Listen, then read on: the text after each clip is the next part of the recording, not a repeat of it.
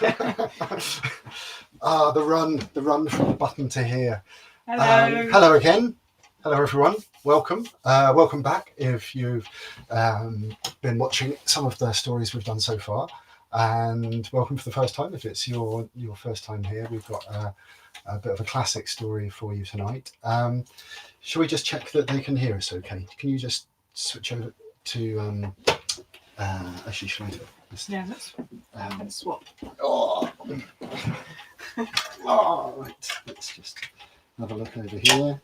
I'm just going to put another log on the fire. Log on the fire. Now, can you let us know if you can hear us? Okay. On whatever channel. You can hear us. Okay, brilliant. We're good. Phew. That's worked.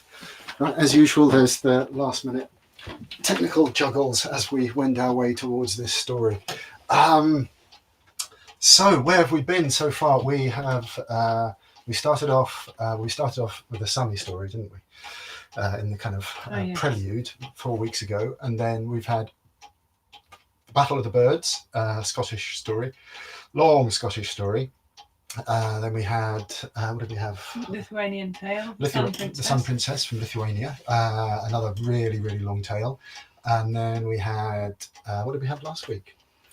Tropsin, Romany story from Book of Ina, which I hope you enjoyed. All of those are there to watch if you haven't seen them already. Wherever you are, you can find them archived in various spaces. But tonight we go to Russia at last, and my heart is in my mouth really with excitement to be telling this story, because although it's a story that I heard when I was very young from my mum, who brought back folktales from Russia when she'd been living there in the 60s, and she brought them back and read them to me and my sister when we were little. And this is the first story that I ever remember hearing, really. And as you will find out, it has some quite vivid imagery in, which has stayed with me all these years, but I have never told it until tonight. So I'm very excited to be telling it. Hello, Mama, if you're watching. And it's quite a gruesome story, really, isn't it? Aren't they all? They're all gruesome stories. You know, every so often someone asks, are these suitable for children? If you're a child and you're watching, this is pretty gruesome, but it's also totally beautiful. And we can talk about the gruesomeness afterwards. I don't think it's the worst of the gruesome stories by any stretch of the imagination. But I did just think that there are some bits and pieces in it. But you didn't come on here to listen to me gibbering on about the gruesomeness of stories. You came here to hear a story. Shall we tell it, do you think? Well, go on then. I think we should. Okay, are you ready? Ladies and gentlemen, boys and girls, if you are sitting comfortably or lying comfortably wherever you are, then I think we'll begin. If you're on a device, tell us where you're listening and watching from. And after the story, we'll run the credits and then we'll come back and hang out for a bit, because that seems to be quite a nice thing to do. Shall we?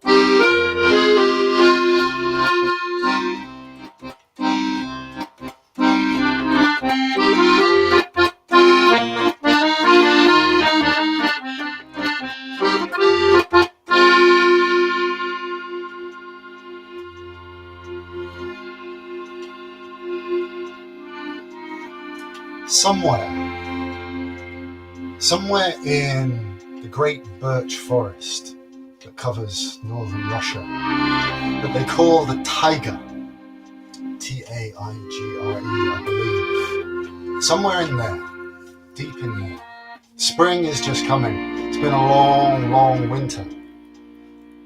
There's a house deep in the forest in which lives a grandmother and a mother and the mother's daughter. And on an evening much like this, the wood burner is going strong, still cold there, real cold. And they're sitting close by the fire, maybe they're even sitting on top of the fire, they have amazing stoves there. And the grandmother is working away, she's whittling at something. And the mother, she's spinning. And the daughter's working away, sewing. And as the daughter sews, and the mother spins, and the grandmother whittles with her sharp, sharp knife, the grandmother is telling a story to the mother and the daughter, but particularly to the daughter as she carves away. And this is the story that grandmother is telling way off there in northern Russia, in the woods. It's a story called Vasilissa the Beautiful. And it goes something like this.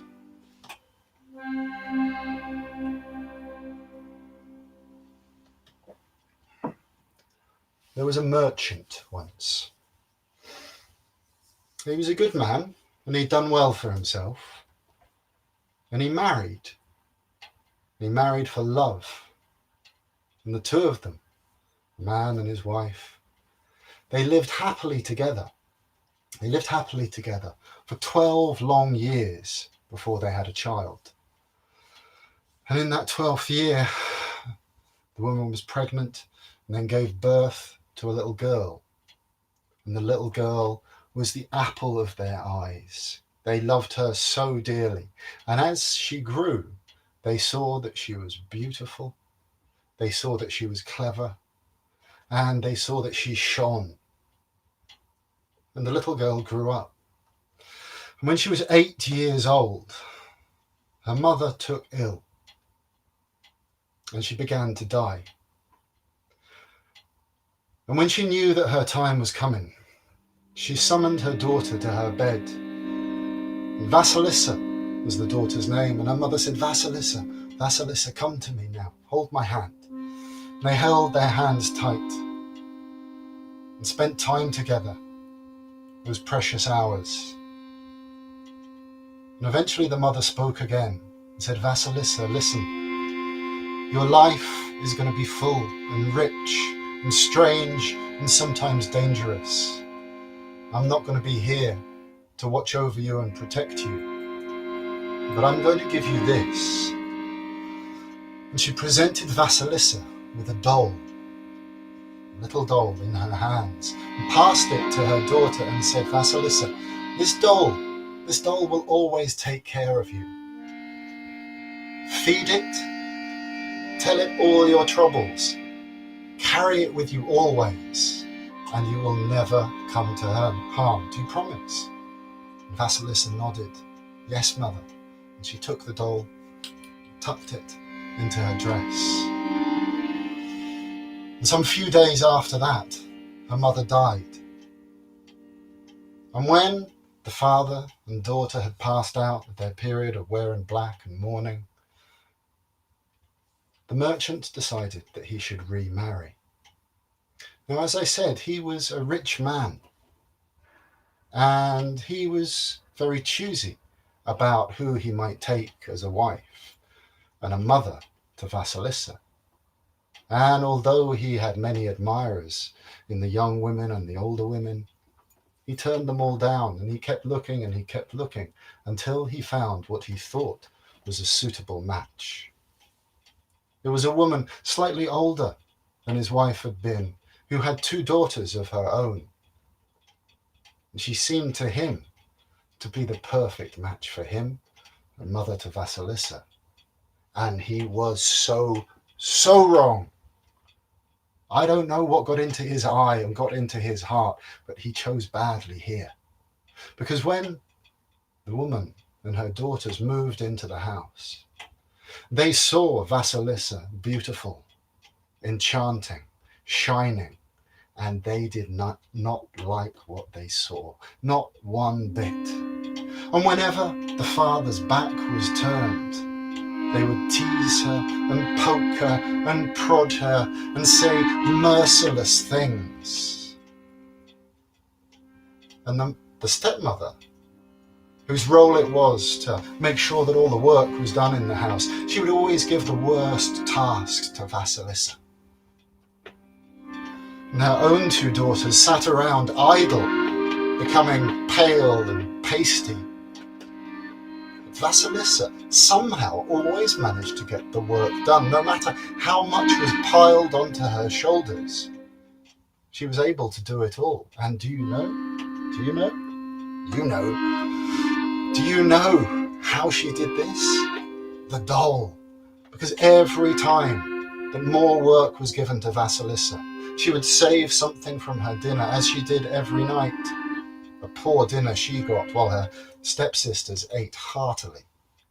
She would save the morsels, and when it was time for her to go to bed, in her little room, she would feed the morsels of food to the little doll and tell the doll all her troubles. And the next day, the doll would take care of the work.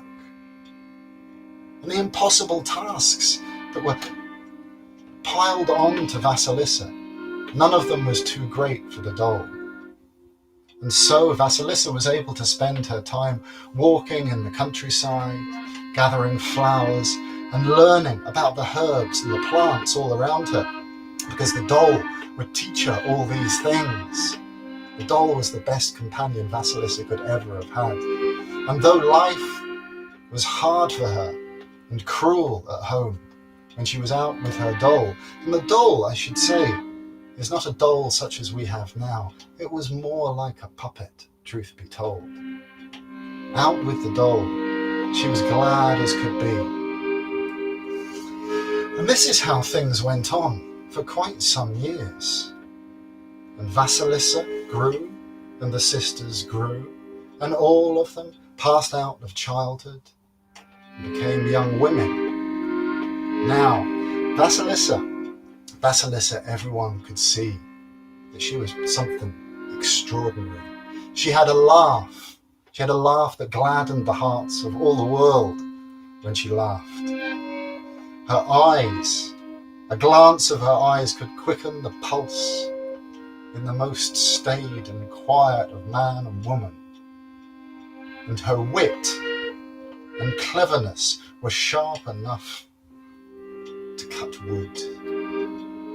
And so it's no surprise then that Vasilissa had many admirers, and soon enough it was time for her to get married, in the way they did things in that place.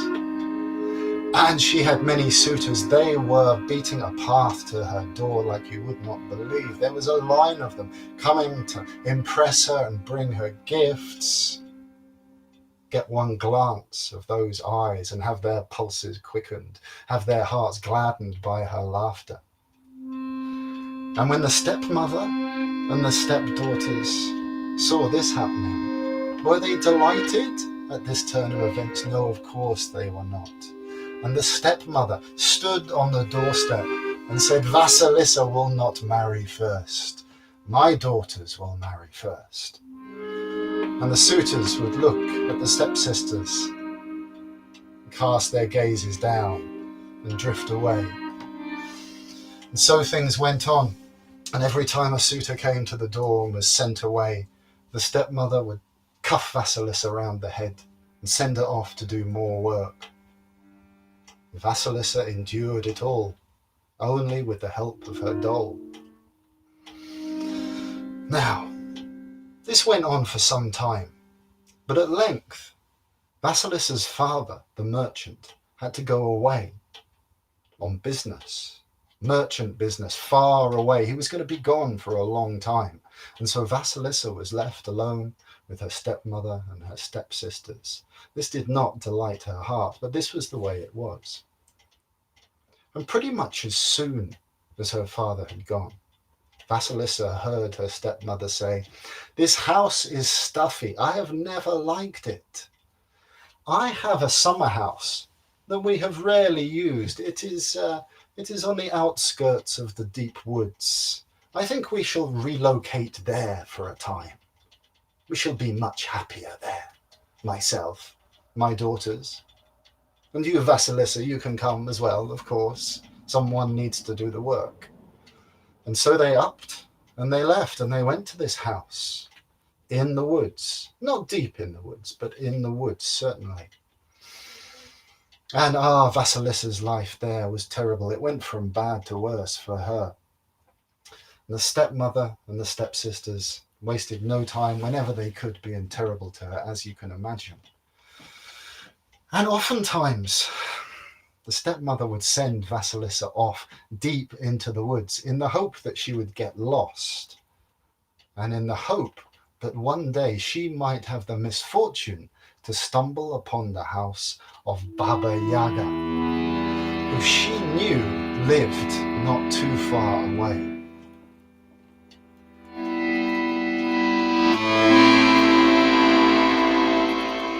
Baba Yaga, I'm sure you know, is the terrible witch of the Russian woods. She has iron teeth. They say she lives in a hut that has a chicken's leg and it turns this way and that way, sniffing for blood and new food for Baba Yaga, because what Baba Yaga loves to eat more than anything is human flesh. An arm or a foot or a leg, an ear or a chin, nom nom nom nom nom, munch munch crunch. Baba Yaga, they say she flies around in a huge mortar and pestle, her knees crouched up to her stubbly chin.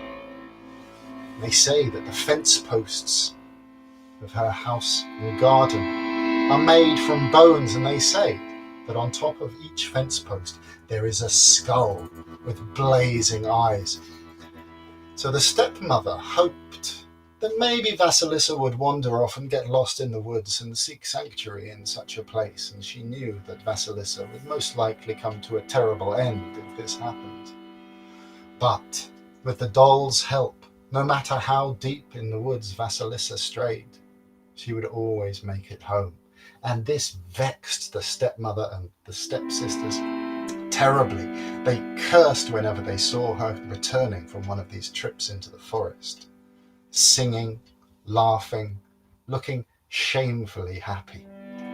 It seemed as if the joy of Vasilissa stirred some terrible remnant in the heart of the stepmother. She could not abide it, and so she hatched a plan. It was autumn starting to come into winter, and the three of them were in this little house in the woods. No word from the father, still away on his merchant business. And the stepmother tells one of her daughters, to go to snuff the candle and put out all the light in the house. And she's put out all the other candles and lamps. And when the stepdaughter snuffs this last candle, the house is plunged into darkness. The stepsisters look about and say, "We have no light. What are we going to do?" And the stepmother says, "Alas, we have no light. What are we going to do? Someone must fetch light so that we can carry on working." And the eldest stepsister, she's making lace. And she says, "Well, truth be told, I have enough light from the pins here. I don't need to go for light."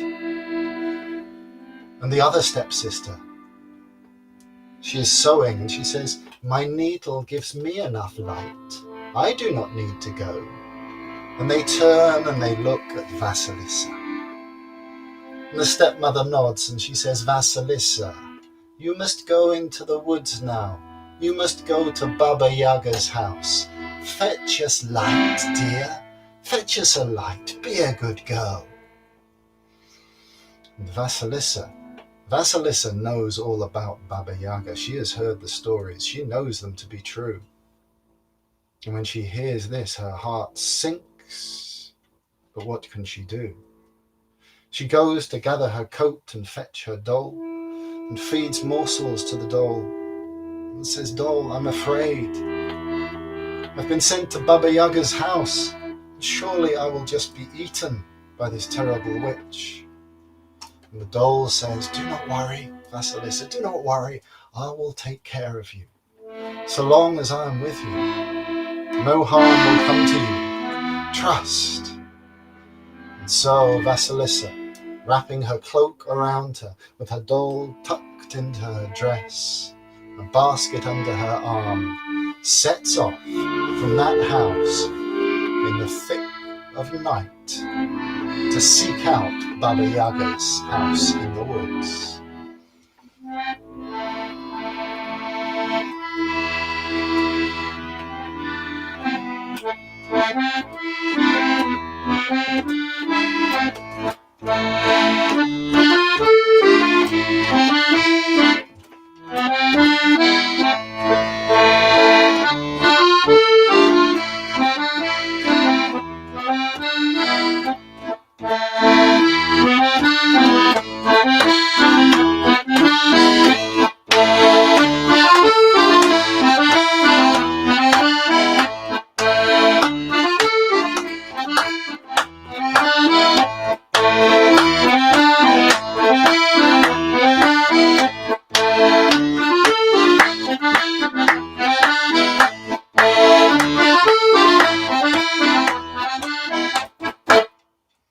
Well, Vasilissa makes her way through the woods. The night is dark, the owls sound merciless, the branches claw at her neck. She makes her way through the frost and the snow. Crunch, crunch, snap, crack. Every movement around her in the deep woods is terrifying and makes her jump. She is afraid not only of being eaten by Baba Yaga, but of what will happen to her soul. She is mortally afraid, but somehow she puts one foot after the other and makes her way deeper and deeper into the woods. And eventually, the darkness becomes light, and she keeps on walking. She walks all through that day and into the next night. That night is even darker, even colder, but the doll whispers to her reassurances. "Keep going, Vasilissa. You will be all right. I will protect you. No harm shall come to you. Keep going. It will all be all right."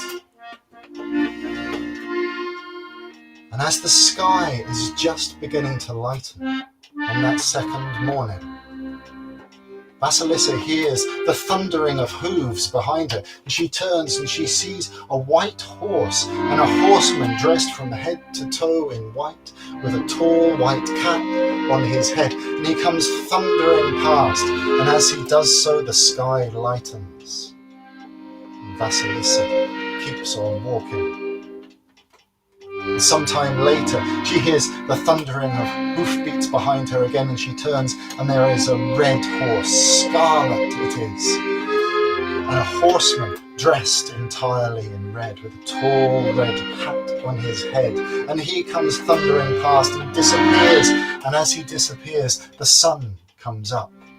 And Vasilissa keeps walking, and she keeps walking all through that day, with the doll whispering to her, deeper and deeper into these woods, paths she has never seen before.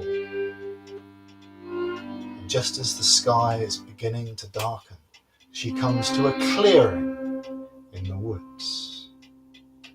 And she stands on the edge of the clearing, and she looks and she sees indeed in the center of the clearing there is a house unlike any house she has ever seen in her life. On one chicken's foot it stands, turning, swaying this way and that. And around the garden there are fence posts of bone, and on top of each fence post there is indeed a skull.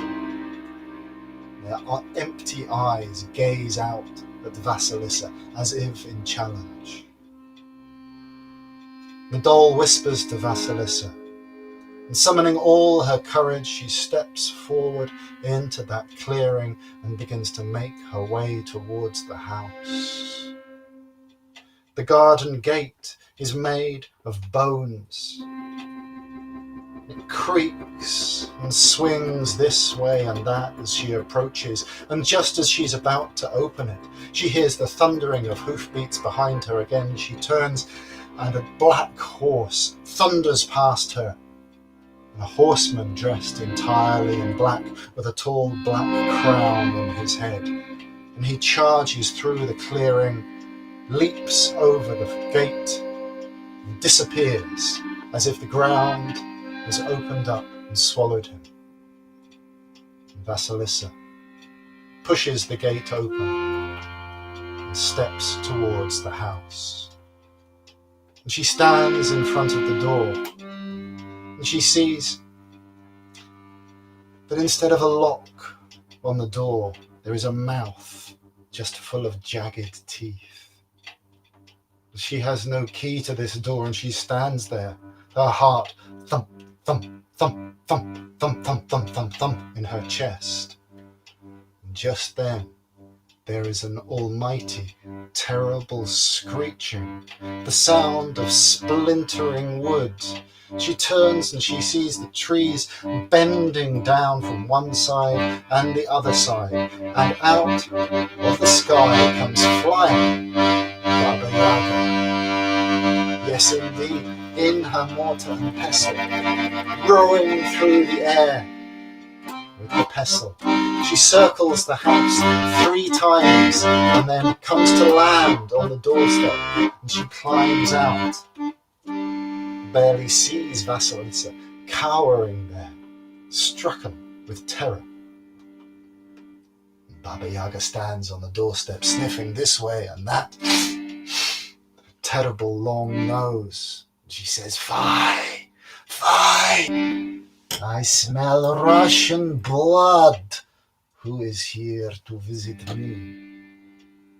And Vasilissa steps forward. And she says, Granny, I have come to ask for a light for our house. My stepmother and my stepsisters have sent me. Can I possibly get a light so that we can work in our house? And the Baba Yaga looks her up and down, and she says, Vasilissa, your stepsisters and your stepmother, I know them well. Yes, you may have a light, but first you must do some work for me. If you succeed in your work and show what you can do and do not fail me, I will send you away with a light, yes. But if you fail me, if you disappoint me, I will eat you. Nom, nom, nom, nom. Come inside. And Vasilissa follows Baba Yaga into her house. And the house is much larger on the inside than it looks from the outside.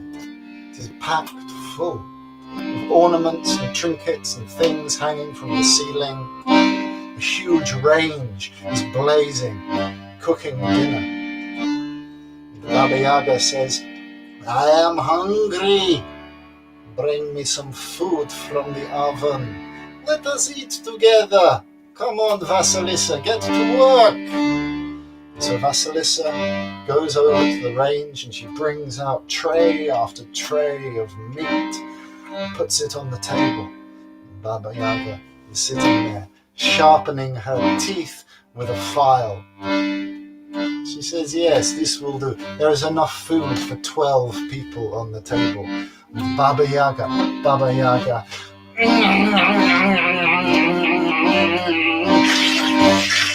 Oh, she says, this is wonderful, wonderful food. I love it. And she eats almost all the food on the table and then pushes a bowl of thin soup over to Vasilissa. Just has a little bit of pork floating in it. Eat, you are so thin. Come on, says Baba Yaga, and Vasilissa eats some of the soup but she saves most of it for her doll. Baba Yaga snorts and says, "Well, Vasilissa, I hope you work better than you eat, because tomorrow you have a task for me. You see, I have this house. It must be swept, and the garden. You take care of the garden. I cannot be bothered much with these things. And at the back of the house there is a pile of wheat. It is all mixed up with mouse droppings and chaff and straw. Sort it out for me. It is a huge task. I really cannot be bothered with these things. You do this for me, or I will eat you tomorrow night. Now, I go to bed. You sleep too. You sleep here by fire." And off she goes. The sound of her snoring soon reverberates through this house. This wholehearted snoring. Baba Yaga sleeps, and Vasilissa takes the morsels of food that she has saved and she feeds them to her doll. And says, doll, this is a terrible time for me now. Baba Yaga is surely going to eat me. This is an impossible task. What can I do? And the doll says, Vasilissa, do not worry. I will take care of everything. Sleep now. We have work ahead of us tomorrow. Vasilissa makes her bed there by the fire, and tries to sleep in this peculiar and terrifying house.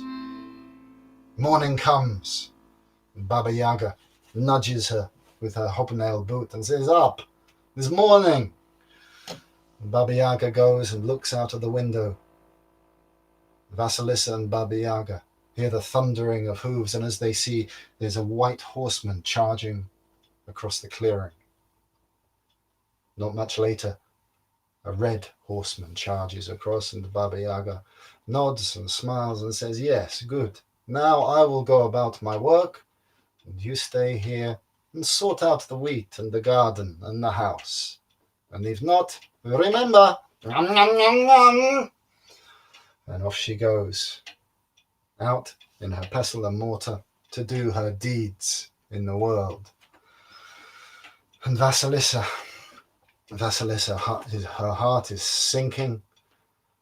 She goes outside to see the pile of wheat, and the doll gets to work, and the doll makes light work of sorting the wheat from the chaff and the mouse droppings, sorts it into a beautiful neat pile. Before Vasilissa knows it, the garden is taken care of and the house is swept and cleaned.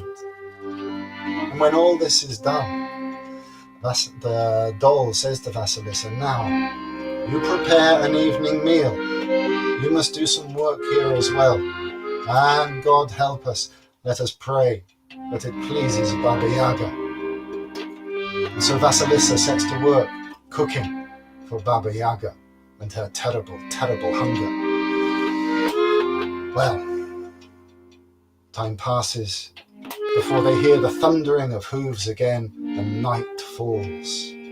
And as Vasilissa looks out of the window, she sees that as darkness descends, each of the skulls on the posts in the garden, their eyes light up and blaze forth fire. And not long after that, Baba Yaga returns with the terrible screeching, the bending of the trees, and the wind, the howling, circles the house 3 times and lands. And she takes one look at the pile of wheat. She sniffs and snorts. "What is going on here? You have done very well. Let us eat." And as they eat, Baba Yaga piles handful after handful of food into her mouth and shoves Vasilissa a bowl of watery soup again. And she claps her hands at the end of the meal and says, "Helpers, clear the table." And Vasilissa looks around and she sees 3 pairs of hands appear from nowhere. They take the dishes and the bones and tidy them away. And then Baba Yaga says, "Now, Helpers, grind this wheat. I would like some pancakes for my breakfast. And the wheat is ground by the hands of these invisible helpers. Vasilissa has many questions, but she does not ask any at all. And when this is done, Baba Yaga says, "So, Vasilissa, you have evaded my mouth this evening. But tomorrow, I tell you, the garden, it needs more work it must have. And the house, there are more rooms that you must sweep and tidy. But also, I have a pile of poppy seeds in the shed, and some vexatious person has mixed it all with earth. How am I to sort the poppy seeds from the earth? Ah, I must not. You must. Ah! This is your work for tomorrow. And if you fail, Vasilissa, I will eat you all up. Num, num, num. Now, it is time for bed. Sleep." And Baba Yaga goes off to bed, and soon she is snoring. Vasilissa does not sleep straight away. She takes the morsels of food and she feeds them to her doll. And she says, "What am I to do now? What am I to do, little doll? Baba Yaga has tricked me once. I thought she would give me a light tonight, but not tonight. Is it to go on and on? Can you help me again?" And the doll says, "Of course. I will always help you, Vasilissa. I will always be with you. Trust me. Do not worry. And now sleep, because tomorrow we have work to do." And sleep she does, and the next morning it's with the hobnailed boot, and she wakes, and there they are, the sound of the thundering hooves, and the white horseman, and the red horseman, and then Baba Yaga sets off into the world. "Sort these poppy seeds, Vasilissa. If you succeed, I will give you a light, and if you fail, nom, nom, nom, nom, nom." And off she flies with the terrible screeching and the howling and the trees that bend down rather than be touched by her. Well, of course, the doll sets to work, sorting the poppy seeds from the earth. And soon there are two piles, one of poppy seeds and one of earth. The garden is more kempt than it has ever been. All the houses, all the rooms of the house are swept and cleaned. And it's not too long before Vasilissa is preparing the evening meal, and the black horseman is thundering across the clearing only to disappear. And then the howling and the screeching. And Baba Yaga circles the house 3 times and lands and sees the poppy seeds and snorts and sniffs and says, "Fie, fie. So it is." And she comes into the house and she says, "You have done very well. You have done very well, Vasilissa. You are enchanting. You have help, I know.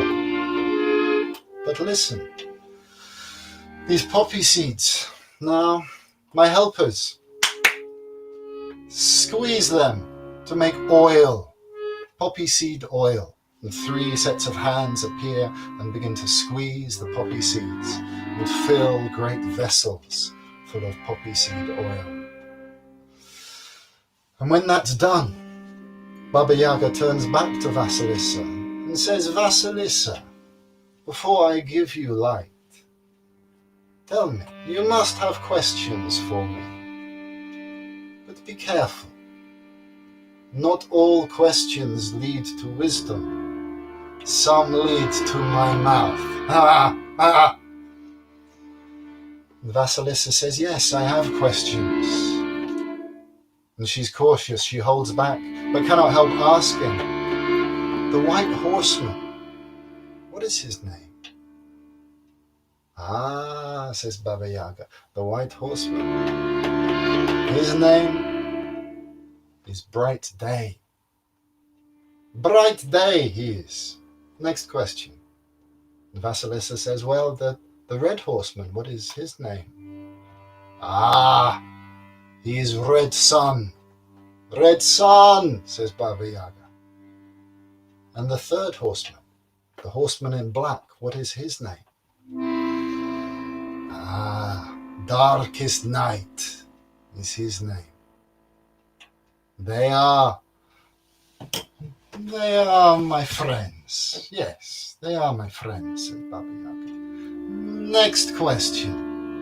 And there's a glint in her eye. And Vasilissa has a question about the 3 sets of hands that appear, Baba Yaga's helpers. But she thinks, I do not need to know the answer to this question. And she says, Baba Yaga, I have no more questions for you.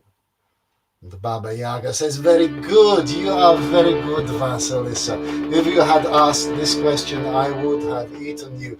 I do not like my dirty laundry or my clean laundry outside this house. Not all questions are good questions, Vasilissa, but you have asked well. Now I have a question for you. How is it that you have been able to complete these tasks? Tell me this is what I want to know. Vasilissa looks at Baba Yaga and she says, I was able to complete these tasks only because of my mother's blessing. Baba Yaga winces and recoils as if she's been struck and says, blessing? Blessing? Ah, I will not suffer blessing people in my home. Blessed people are not welcome here. Now you must go. Leave this instant. And she pushes Vasilissa out of the house into the dark, and she pulls up one of the bone fence posts with its blazing skull on top of it. And she says, here is your light. Now be gone, and good luck to you. With your gladdening laugh, your quickening eyes, and your clever wit.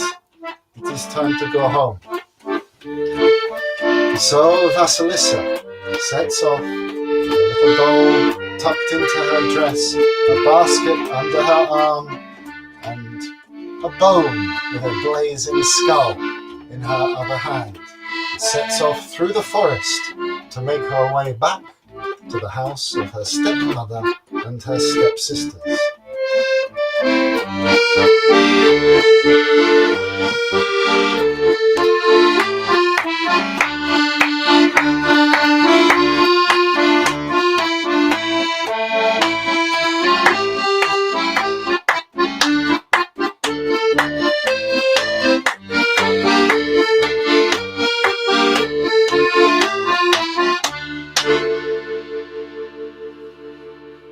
Well, long is the path through the forest from Baba Yaga's hut.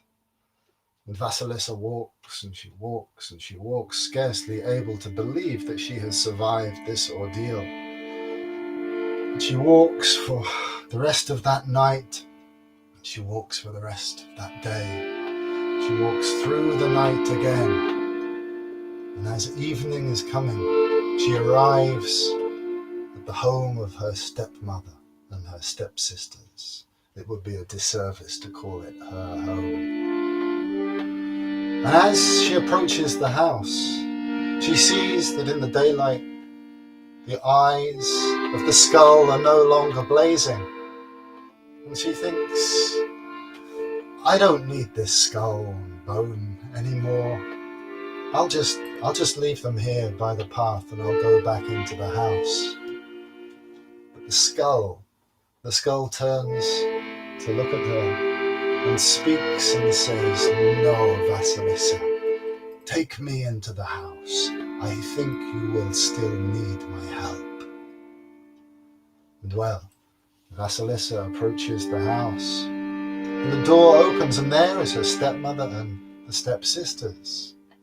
Surprised are they to see her? I am sure they are surprised, but also glad. It is the gladdest greeting they have ever given Vasilissa. And the stepmother says, Vasilissa, welcome home. I am so glad to see you. We have had no light in our house since you went. I eventually gave up on you and went to some neighbours I know not too far away and fetched a light, but it went out as soon as I brought it into the house, and I fetched another light, and that went out as soon as it came into the house. We have been living in darkness, Vasilissa, but now you have returned. How marvellous. Do come in. And so Vasilissa made her way into the house, and the moment she stepped across that threshold into that dark house, the eyes of the skull began to shine again. And though Vasilissa was not touched or affected by the light that burned and burned, it seemed to the stepsisters and the stepmother that their skin was beginning to be scorched by the radiance of this skull's blazing light. And Vasilissa set the bone and the skull on the table, and the skull swiveled to follow wherever the stepsisters and the stepmother moved. And Vasilissa went off to bed, her own bed, and she fed her doll, and she wept, and then she slept. And when she woke in the morning and came back to the kitchen, she found that the stepmother and the stepsisters had been burned entirely to ashes.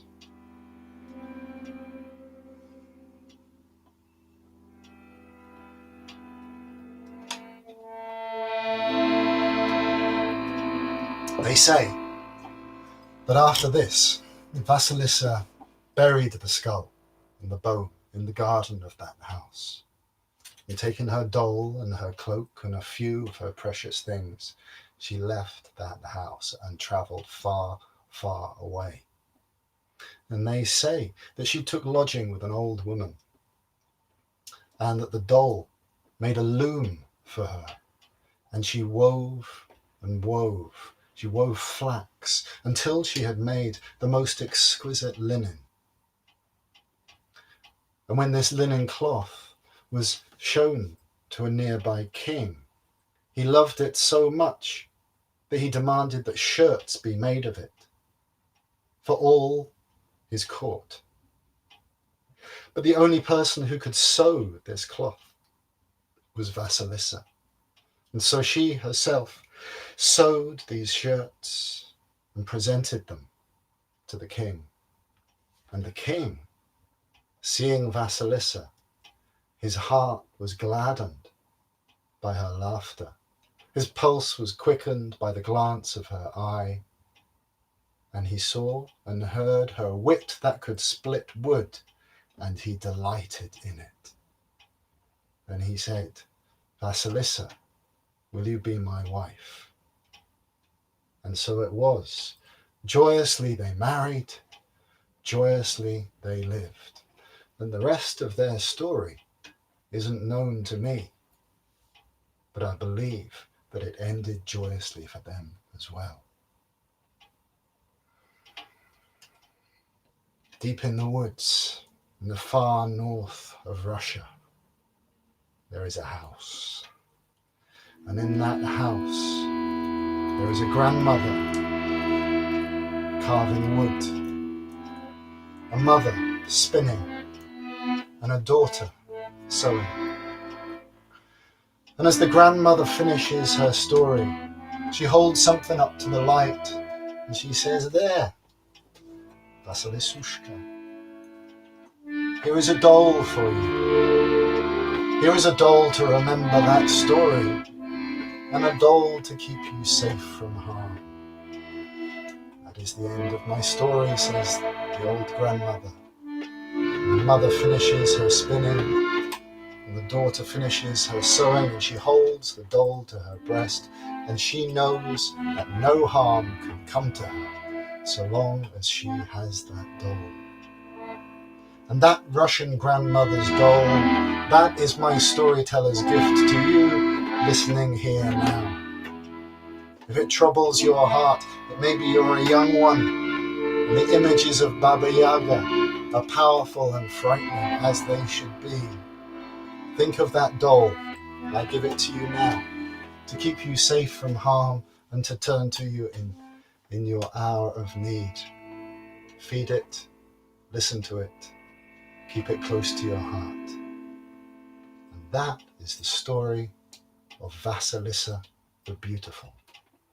Thank you all for listening.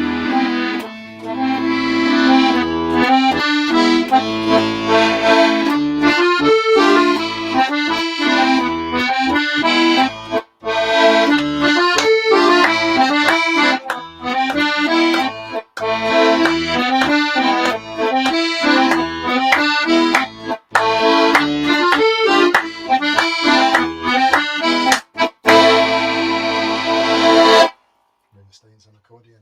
Thank you, man. Tom Hirons bringing us beautiful stories. Now we're going to run some credits with all sorts of thank yous that we have to give gladly to all sorts of people, and then we'll be back afterwards if you want to hang around and ask some questions or talk about stories or whatever. That would be absolutely splendid. I have to press a button, so excuse Let's me. swap places. Yeah.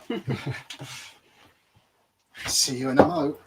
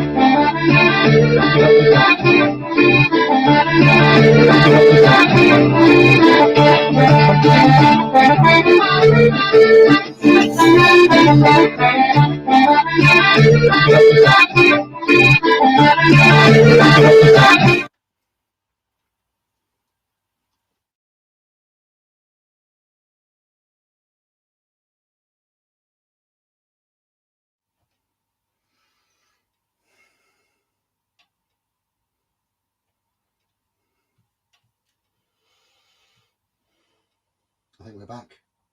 We're back. We're back. I don't know. Yes, we're back. We're back. Hello, hello. Hello. Vasilissa the Beautiful. Can I ask you a question? Of course you can. What's the difference between Vasilissa the Beautiful and Vasilissa the Brave? I don't know any stories that are called Vasilissa the Brave, kind of from the Russian stories that I know. There is another story that is called, what's it called? Something and Vasilissa the Wise. It's a very different story. There are lots of Vasilissa stories. There's also the story that's kind of most usually known as just Baba Yaga, or Baba Yaga, if we were going to be pronouncing it correctly, but it's kind of a pain in the ass to keep doing that.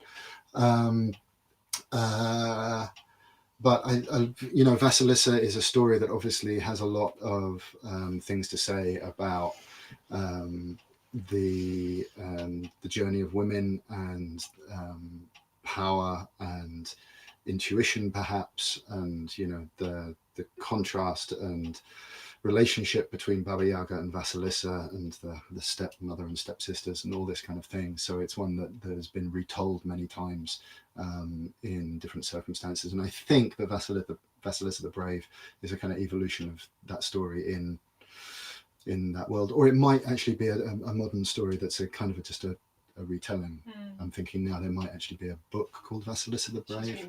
Yeah, I think that's the thing. Do please tell me if I'm wrong, because I'm often wrong. It has been known. and it's also been pointed out that I have an air of knowing things, which allows me to get away with telling outrageous lies with great authority. So Isn't that what storytelling is? Yeah, also known as bullshitting. Are there people? There are people, yes. They say nice things. They say nice things. No one's saying anything horrible yet. If you do have any questions, do please. Ava Arva wonders where those hands come from. Well, I don't know. But there are 3 horsemen. And there are 3 pairs of hands. I don't know. It's the question that Vasilissa didn't ask. It was the one she wanted to ask, but I'm not going to answer it for her. Maybe they're people who never escaped her hut. Could be. Right, okay, let's go over to there and see who we've got over here. Oh no, don't want to do that. Oh God. The conjunction of the folktale world and the high-tech multi-laptop situation we have here is kind of surreal. That was Facebook. Right, can I see anything on... Oh. No.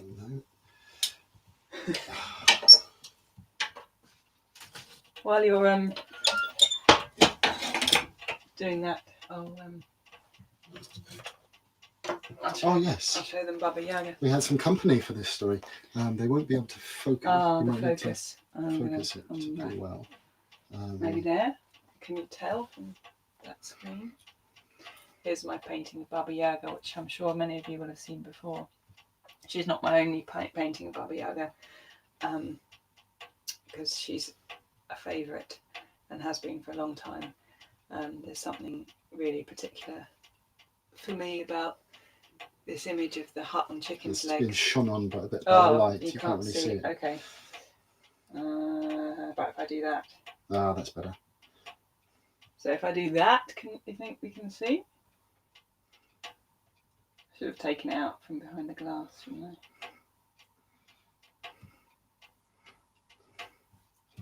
I? Yeah. There's something really particular for me about the hut and chicken's legs. And in this painting, which I did about 10 or so years ago, I've made the hut smaller than Baba Yaga herself. And she's kind of, she's got a bit more of a grandmother feel here than she does in many of the stories. But if you look closely, you'll see that she's grinning a smile with pointed teeth in there. And another of my Baba Yaga paintings is a drawing actually in charcoal. She's flying in on her mortar and pestle, and she's much more formidable there. I feel like she's got lots of different faces, isn't she? And there's in some of the stories she fills her hut. There's something really quite strange and magical about her size, and how one part of her is in one corner of the hut and another part of it in another corner of the hut. Yeah, there she is.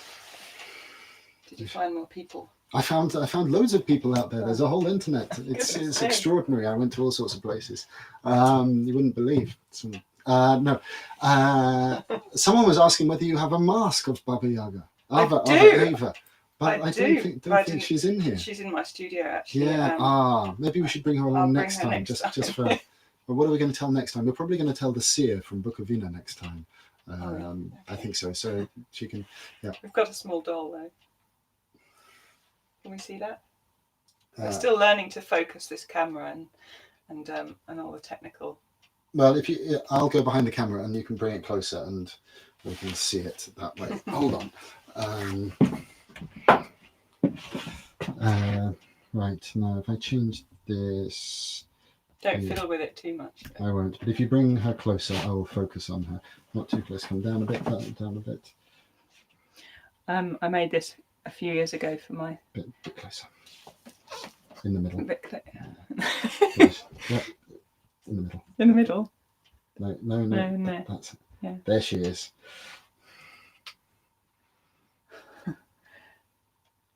Yeah, I made this a few years ago for our eldest son when he was maybe 3.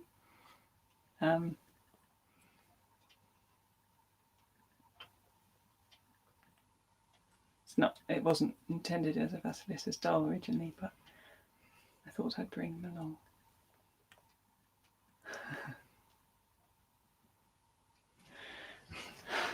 I can focus on me over here again. Well, while we're showing you things, actually, I've been meaning for a few weeks to show you this amazing cushion, which I've been sitting on while I've been playing accordion. Can you see that in the focus now? Yes, if you bring it closer again. This was made by Ronnie Harvey, who lives over in East Anglia, for us as a gift when we set off in the truck a few years ago. And I don't know how much shows up on the camera there, but it's absolutely incredible embroidery. And it's a kind of menagerie of all sorts of things from our life and travels and work. As you can see, the Hedgespoken truck is here. This is all absolutely incredibly fine embroidery with our logo and Hedgespoken and written on here. There's Tom and me. There's the accordion, the little one on my back, and the fire here. The puppet that we showed you the other week, who's actually up there behind me, is embroidered here. It's utterly incredible. And yeah, I really, I don't know what to say about it. There's the bear here also creeping on the side, which you will recognise from the front of Tom's poem, Sometimes a Wild God. And yeah, it's just the backdrop as well, which I made years and years ago for a storytelling we did out in the woods. Yeah, really, really, really beautiful thing, and what a gift. I remember being really, really blown away when we received it. And thank you, Ronnie. If you're watching, I suspect you are. Yeah, I think she is. Bless you. Yeah, it's utterly incredible, and I thought it deserved to be shared. Really, really beautiful craftsmanship. Ronnie also has a beautiful Bedford truck and a wagon, and makes all sorts of incredible things. So maybe we'll put a link to her work too somewhere underneath. Back this way. Cool. I'll put it over here and sit on it again.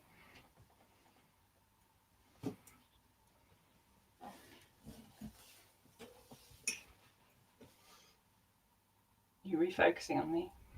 I'm just trying to get the camera in the right place.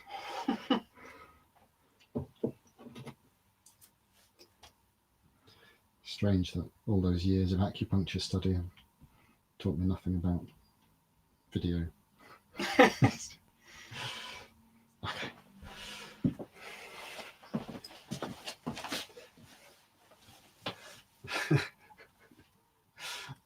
Right, let's just see if there's any other.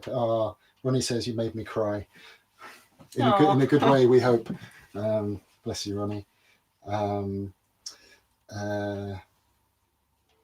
And any other questions?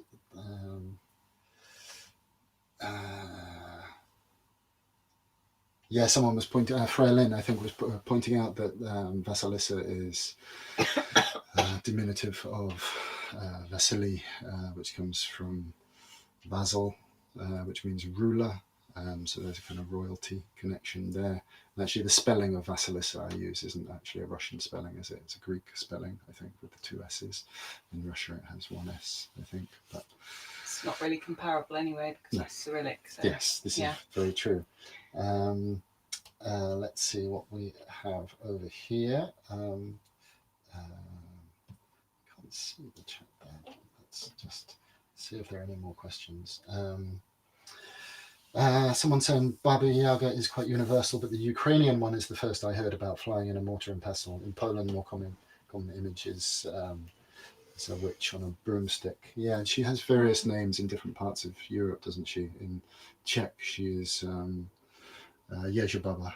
Yeah. Do you remember that we told that story ages ago? Butterfield, I think. Yezha Baba had kind of Czech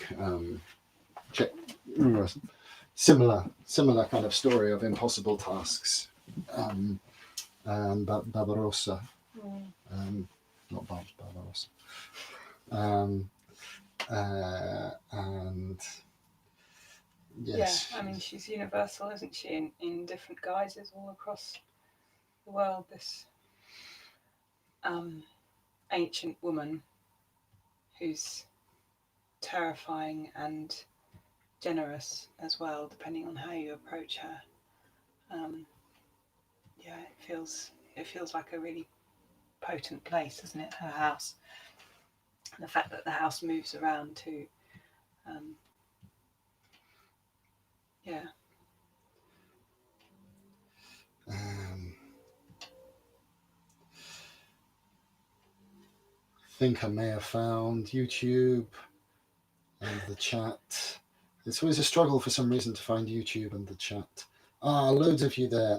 Yes. Look, hello. Is this the only Baba Yaga story, or are there others? There are many, many others. And in some stories, one which I really want to tell, but I don't know whether we'll tell this season, called the Maiden Tsar. There are 3 Baba Yagas in that, and they're sisters.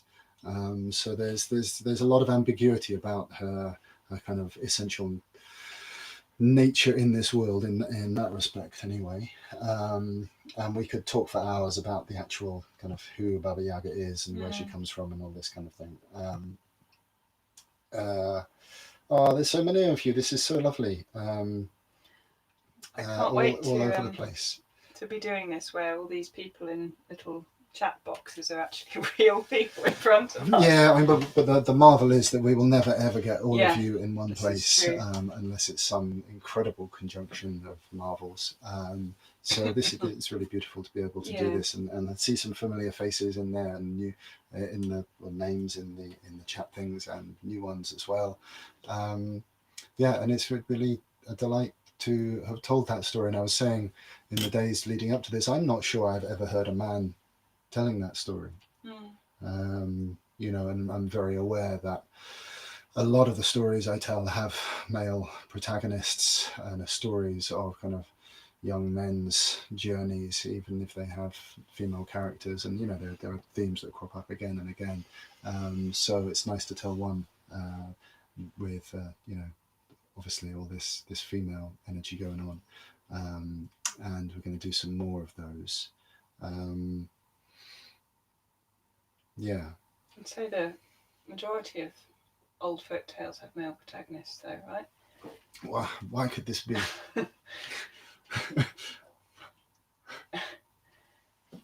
Patriarchy, anyone? Is there a link between Baba Yaga and Kali? Well, do you want to answer that one? Say what you think. Well, I'm happy to. Yeah, I guess for me, Kali is kind of bigger and further back. She's feels like more of a goddess still in her goddess place, whereas Baba Yaga's kind of more on the ground for me. I guess she's holding the energy of an old death goddess in some ways, but the way that she ends up in these folk tales, living in a hut in a cottage, she's manifesting something a little bit more than just Kali energy. So I guess for me, probably not a direct map, but there's definitely obviously Kali energy in her. What do you think? Yeah, I think that's said far better than I could say it. Really, I was talking. I was teaching some storytelling online at the weekend, and we were talking about how there's kind of a geology that, certainly kind of as I see it, of a kind of stories, if you like. There are these kind of layers where kind of, if you like, underneath you've kind of got the void or the mystery, and then just above that you have kind of the mythos of a place or a culture, and then above that you start to kind of come into the form of stories, where you have myths, and then you have legends, and then you have folk tales, and then you kind of have various stages of kind of stories and anecdotes, and right at the top you have kind of gossip, And it seems to me that as things move kind of upwards, they become more and more and more specific to place and people, and more human, and more kind of accessible for our imaginations. But the deeper down you go, the more you're speaking about and accessing kind of primal and archetypal energies, and then kind of deep down into the mystery and mythos. And Kali, I would say, is a little bit further down than Baba Yaga is, which is just a different way of saying what I think Rima said more eloquently. So the it would be unusual for Kali to appear in a folktale, but not unheard of. But Baba Yaga exists now as we have her in the world of folktale. Yeah, but she obviously, to me, obviously, she has roots going right down. And I think it would be a mistake I think it's generally a mistake to kind of equate characters across cultures and across stories, and we can end up accidentally doing them a disservice because they are more specific than that. But I think that it would be fair to say that something kind of in common stands behind them both.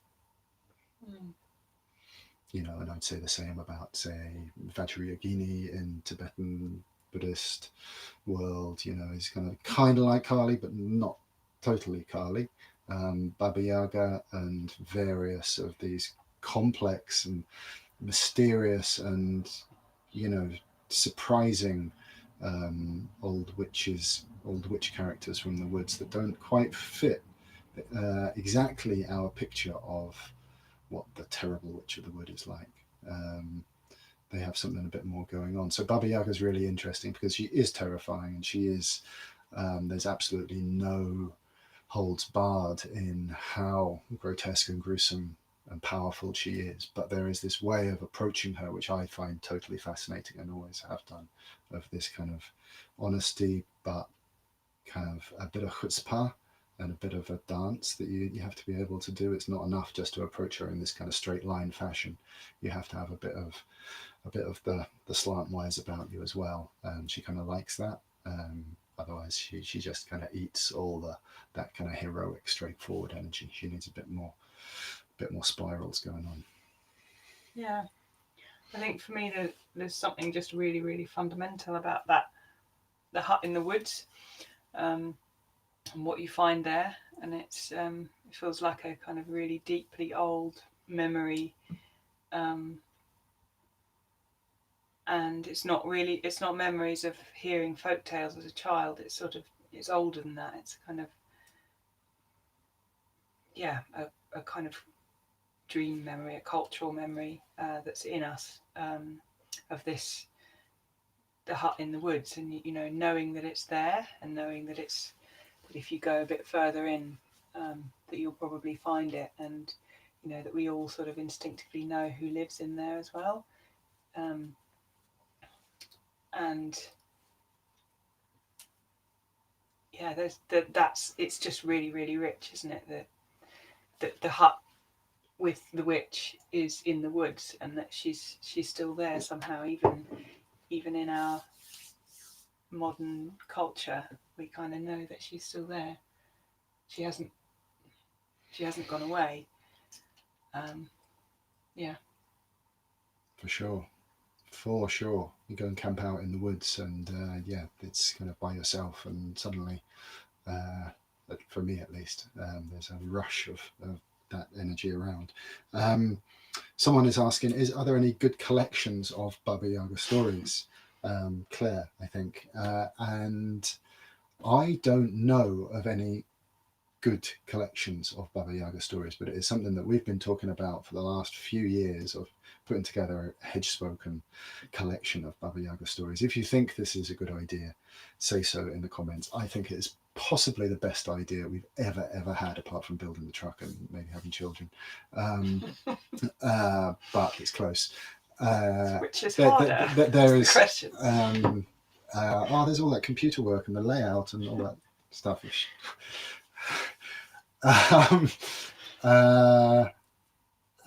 joke.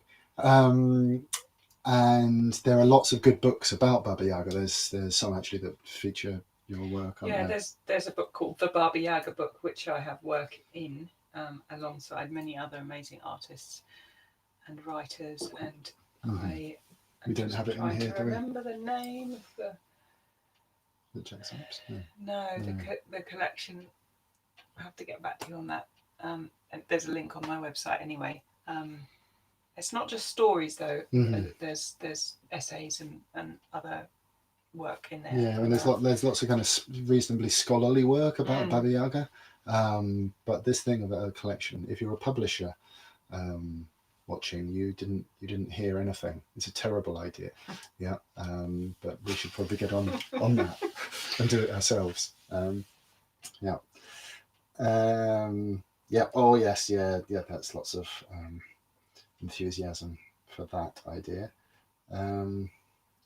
Vajrayogini was the Buddhist goddess.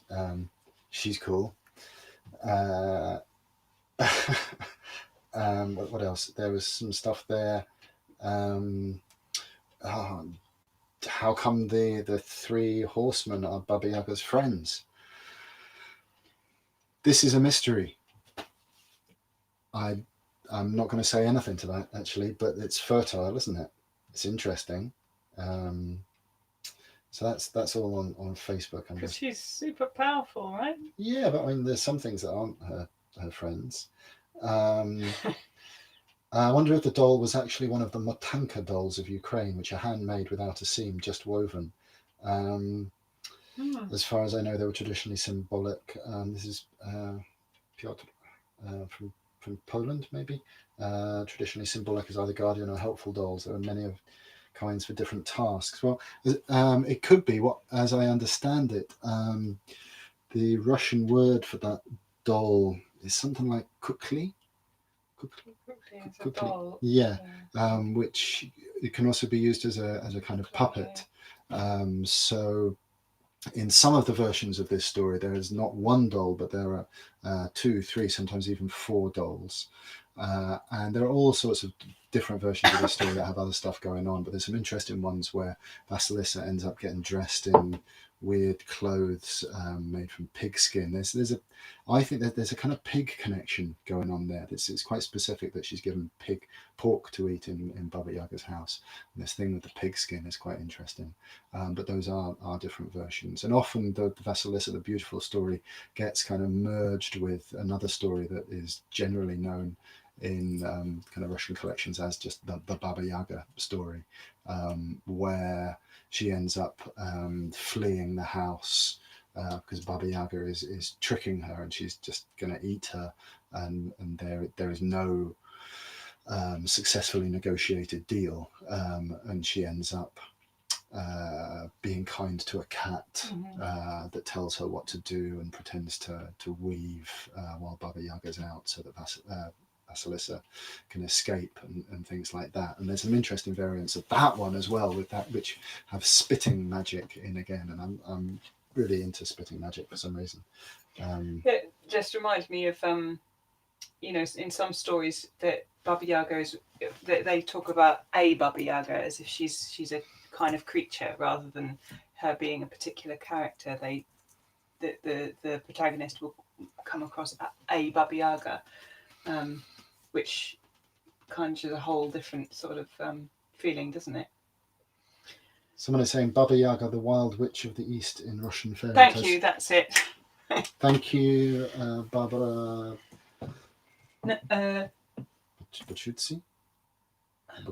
I'm sorry, my pronunciation is bad. The BOCCUZZI. Where is this? Real That one.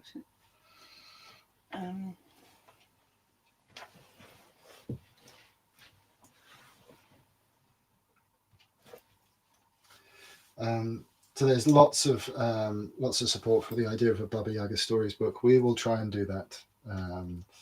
We're just kind of kicking our heels, really. Yeah, I would love to do that. I think it would be a beautiful thing, and obviously Rima's illustrations would be extraordinary. I get to paint her again. Yes. And yeah, I just think it'd be a wonderful thing to do. Before we forget, I just want to do some thank yous. Thank you to Maggie, who's looking after the kids who are asleep. I hope so. Yeah. The youngest wasn't asleep Mhm. just before the story started. I was telling them that story over dinner, and having to do the Baba Yaga bits again and again and again, which I love. Apologies for my Russian accent. It's appalling, but I can't help myself. And thank you to Chris for the broadband connection. We run 80 meters of cable to his house because he gets really fast broadband. Chris Edwards, you're a stalwart star. Thank you. And if you've enjoyed this story, then obviously this story and all of the stories that we've told are free for you to go away and tell to other people. And now they're all archived, so you can watch them again. If you are interested in stories and you have never told stories, then please just start. It's a wonderful, simple human thing to do, and we all do it all the time anyway.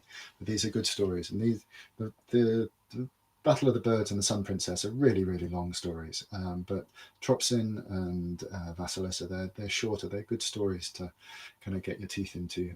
So please do go away. But if you really want to know how to tell stories, Tom's running some workshops. I am. I'm just about to start running a series of one-off workshops, one a month, 3 hours, in which I just kind of cram everything that I can into. And then one longer 3-session thing, one every 3 weeks, I think, called Hedgespoken. There's all the details on the Hedgespoken website, hedgespoken.org.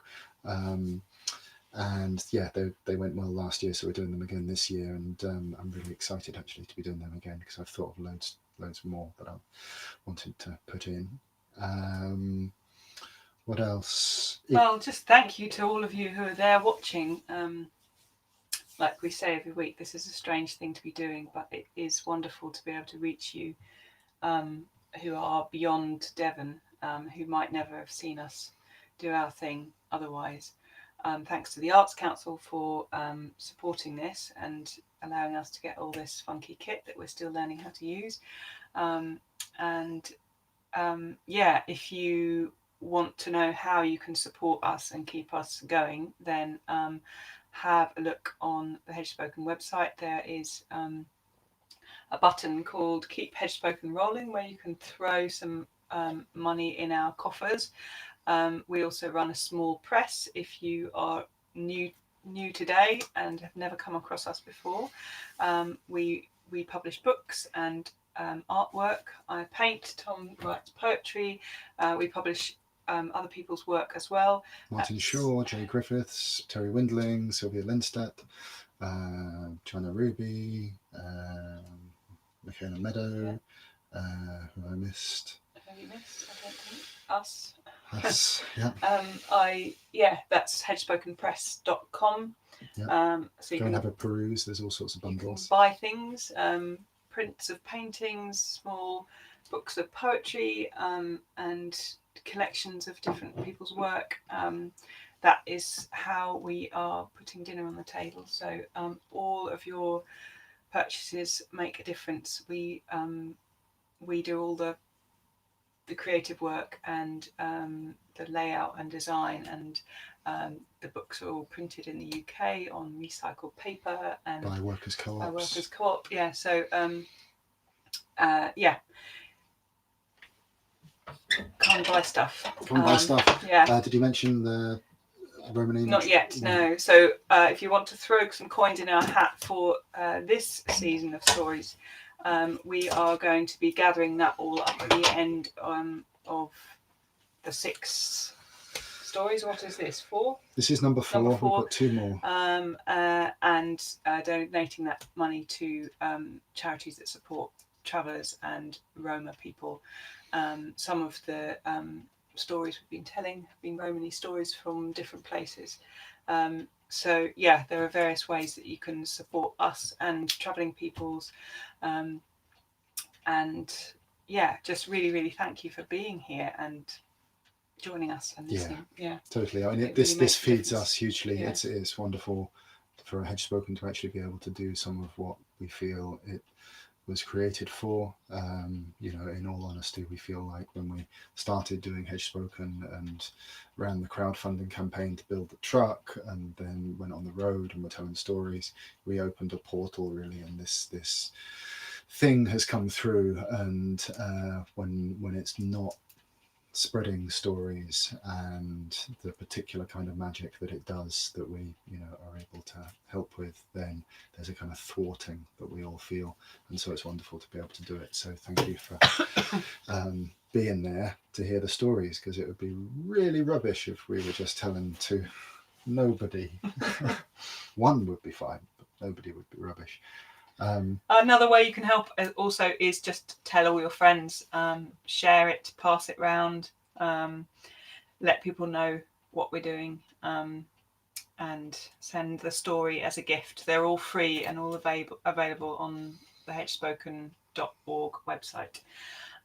So yeah, send the story to a friend who might enjoy it. So lots of lovely comments. Thank you all so much. And I reckon that we should probably call it a day there. What do you think? Yeah, or a night. A day, a night.